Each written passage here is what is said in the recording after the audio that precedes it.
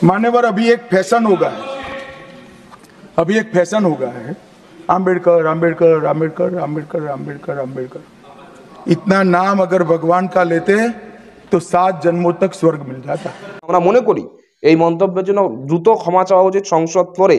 যে গণতন্ত্রের মন্দিরে দাঁড়িয়ে অমিত শাহ এই কথা বলার সাহস দেখিয়েছেন বা বলে ফেলেছেন, যাই হোক না কেন, সেই গণতন্ত্রের মন্দির সংসদ ভবনে দাঁড়িয়ে, লোকসভার ফ্লোরে দাঁড়িয়েই দেশের স্বরাষ্ট্রমন্ত্রীর উচিত তার মন্তব্যের জন্য নিঃশর্ত ক্ষমা চাওয়া। দেখুন, এটা অত্যন্ত লজ্জাজনক। এবং এর আগেই বিজেপি নেতাদের মুখে আমরা শুনেছি যে কেউ চিড়ে খেলে, পোহা খেলে সে হচ্ছে বাংলাদেশি। নরেন্দ্র মোদী বলেছেন যে কেউ লুঙ্গি পরলে বা কেউ পোশাক দেখে জিহাদিদের চেনা যায়। ফলে এই ধরনের মন্তব্য, এই ধরনের কমেন্ট অত্যন্ত লজ্জাজনক। এর আগে অমিত শাহ বলেছিলেন যে রবীন্দ্রনাথ বিশ্বভারতীতে জন্মেছিলেন পশ্চিমবঙ্গে এসে।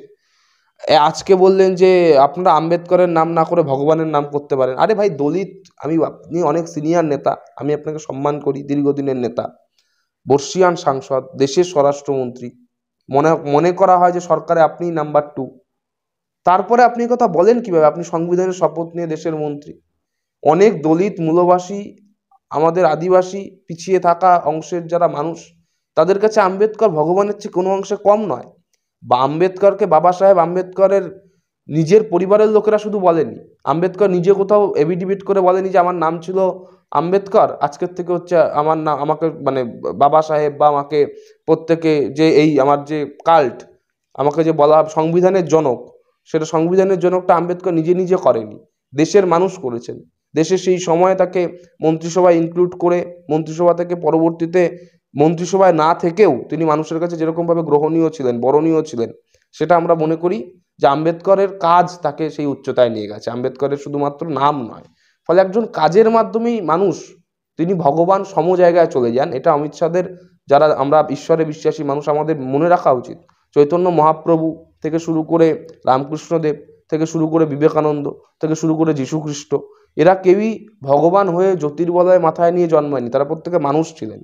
কিন্তু মানুষ তার কাজের মাধ্যমে ভগবান বা নবী এই জায়গায় তারা পৌঁছয়। নিশ্চয়ই তার মধ্যে যারা আমরা ঈশ্বরে বিশ্বাস করি, মনে করি যে যারা ওপরওয়ালা, তার একটা আশীর্বাদ থাকে, তার একটা দোয়া থাকে। কিন্তু আম্বেদকরের ক্ষেত্রে আমরা বলতে পারি যে মূলবাসী অংশের মানুষের কাছে, দলিত মানুষের কাছে তিনি ভগবানের চেয়ে কম নন। আজকে অমিত শাহর এই আক্রমণ শুধু আম্বেদকরের নামের ওপর নয়, শুধু আম্বেদকরের চিন্তার ওপর নয়। আমি মনে করি যে ভারতবর্ষের দলিত মূলবাসী যে মানুষ, তাদের সেন্টিমেন্ট, তাদের আবেগ, তাদের যে বিচার, তার প্রতি সরাসরি আক্রমণ। তাই মমতাদি গর্জে উঠেছেন। মমতাদি এই মুহূর্তে শুধু বাংলার মুখ্যমন্ত্রী নন, তিনি তিনবারের রাজ্যের মুখ্যমন্ত্রী নির্বাচিত, তিনি 7 বারের সাংসদ, 4 বারের কেন্দ্রীয় মন্ত্রী। আমি অনেক দিন থেকে বলে আসছি, আজকে থেকে নয়, এখন অনেক সাংসদরাও বলছেন, অভিষেক বন্দ্যোপাধ্যায় বলেছেন, আমি অনেক দিন থেকে, এটা আমাদের শুধু জীবনের স্বপ্ন নয়, এটা একটা টার্গেট, যে মমতাদির যে রাজনৈতিক কেরিয়ার, মমতাদি ইন্ডিয়া জোটের নেতৃত্ব বটেই, আগামী দিনে দেশের প্রধানমন্ত্রী হওয়া সব রকমভাবে যোগ্য। তাই মমতাদি দেশের নেত্রী হিসাবে আজকে এই জায়গাটাকে সাথে সাথে ধরেছেন। কংগ্রেসও হয়তো, আমি জানি না, আমাকে একজন বললো কংগ্রেসও হয়তো টুইট করেছে। যাই হোক, দলমত নির্বিশেষে এখানে বিরোধী দল কে কোন দলে আছে, মোর্চায় আছে, কে কার কি জাত ধর্ম, সেটা বড় কথা নয়। বড় কথা হচ্ছে এই কমেন্টের বিরুদ্ধে চুপ করে থাকা মানে একটা অন্যায়কে প্রশ্রয় দেওয়া। সব দল, সব মত, সব ধর্ম, সব অংশের মানুষ সমাজের, তাদের একসঙ্গে উচিত এই মন্তব্যের প্রতিবাদ করা। এবং অমিত শাহ ক্ষমা চাইলে ক্ষমাই মানুষকে মহান করে, রামায়ণের এটাই শিক্ষা।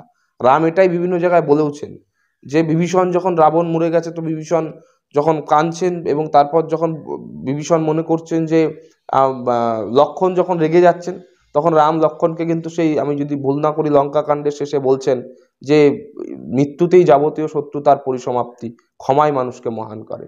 অর্থাৎ ক্ষমা চাওয়াটাও তাদের মানুষকে ছোট করবে না। অমিত শাহ যদি তার মন্তব্যের জন্য ক্ষমা চান, এবং আমরা মনে করি এই মন্তব্যের জন্য দ্রুত ক্ষমা চাওয়া উচিত সংসদ ফ্লোরে। যে গণতন্ত্রের মন্দিরে দাঁড়িয়ে অমিত শাহ এই কথা বলার সাহস দেখিয়েছেন বা বলে ফেলেছেন, যাই হোক না কেন, সেই গণতন্ত্রের মন্দির সংসদ ভবনে দাঁড়িয়ে, লোকসভার ফ্লোরে দাঁড়িয়েই দেশের স্বরাষ্ট্রমন্ত্রীর উচিত তার মন্তব্যের জন্য নিঃশর্ত ক্ষমা চাওয়া।